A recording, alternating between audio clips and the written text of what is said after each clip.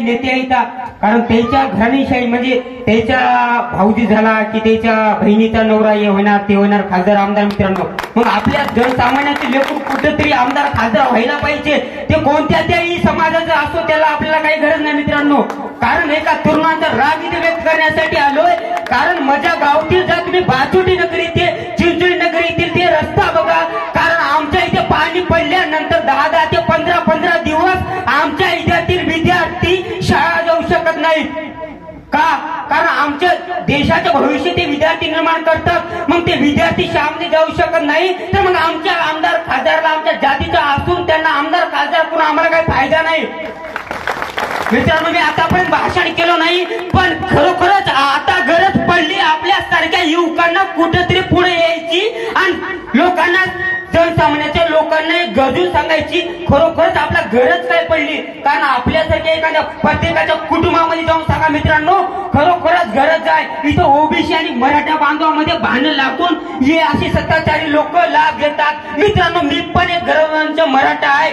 मित्रांनो मला पण आरक्षणाची गरज आहे. पण आरक्षणाच्या प्रमुख लढ्यामध्ये पहिल्यापासून मेंढे साहेब नंतर आपले मनोहर धोंडे साहेबांनी देखील तिचा आवाज उठवलाय. ते तुम्ही का सांगत नाही? का सांगत तुम्ही?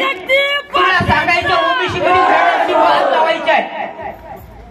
मित्रांनो मला फक्त एवढं सांगायचं आहे कारण मी आतापर्यंत भाषण केलं नाही मित्रांनो पण मला करायची गरज पडली. मित्रांनो मी या खंदार तालुक्यामध्ये मी आतापर्यंत रक्तदान शिबिराचे कार्यक्रम खूप केलोय. कारण मी गरीब माणूस आहे. मला खंदारला जाण्यासाठी आपल्या पेट्रोलला पैसे राहणार. खरं सांगायचे म्हणजे मी गेलो डायरेक्ट आमदार साहेबांना पाठिंबा दिला. सगळं काही केलं. रक्तदान शिबिर ठेवायचे याच्यासाठी रात्रभर हिंडायचे. पण जेव्हा आपल्यावर गरज येते नाही तेव्हा कोणी येत नाही. पण आपल्यासाठी एक जनसामान्याचा नेता येतोय. मग ही जात कोणती बी असो जातीच्या मध्ये आपलं आरक्षण आणायचं नाही. कारण देशाचा विकास करायचा झाला तर आपल्या जातीच्या कुठेतरी भिंती आडून विकास होत नाही मित्रांनो. यासाठी कुठेतरी पुढे यावं लागल. मित्रांनो आपल्या इथे फक्त खंदार तालुक्यामध्ये एकच सिस्टम चालू आहे सध्या. फक्त नारळ फोडायचं. अरे बाबा तुम्ही नारळ फोडताय पण विकास करताय कुठं विकास केलाय तुम्ही कुठं? फक्त नारळ फोडायचं. यायचे सगळे काहीचे कामगार काम करतात ना ते काही करत नाही. 2 वर्ष झाला आमच्याकडे रस्ता असाच आहे. कोणी बघायला येत नाही. आमचे विद्यार्थी 15 दिवस शाळा जात नाहीत. तिकडे कोणी पण लक्ष देत नाही. फक्त वाद लावायचे बाजूला व्हायचे वाद लावायचे बाजूला जायचं. एखाद्या आमदारला सांगायचं झालं आमच्याकडे एसटी येत नाही साहेब तर यायच्या आधी कार्यकर्त्याला भेटा. मग कार्यकर्ता आपला आधी घंटाभर फोनच लावून देणार नाही. नंतर फोन लावून देणार. मग हो करतो.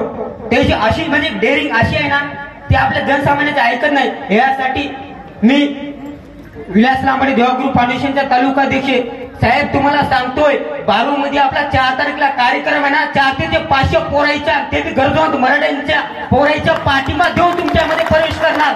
त्यामुळे एवढं सांगायचं कारण मी आतापर्यंत भाषण केलं नाही पण घरायची गरज पडली आणि इथून पुढे प्रत्येक कार्यक्रमामध्ये तुमच्या पाठीमागं देवागुरु फाउंडेशन तालुका कंधार कुठं पण पाठिंबा आहे साहेब तुम्हाला. आणि आमचं असं ग्रुप नाही साहेब असं साधं सुद्धा ग्रुप नाही. असं यंग जनरेशन आहे.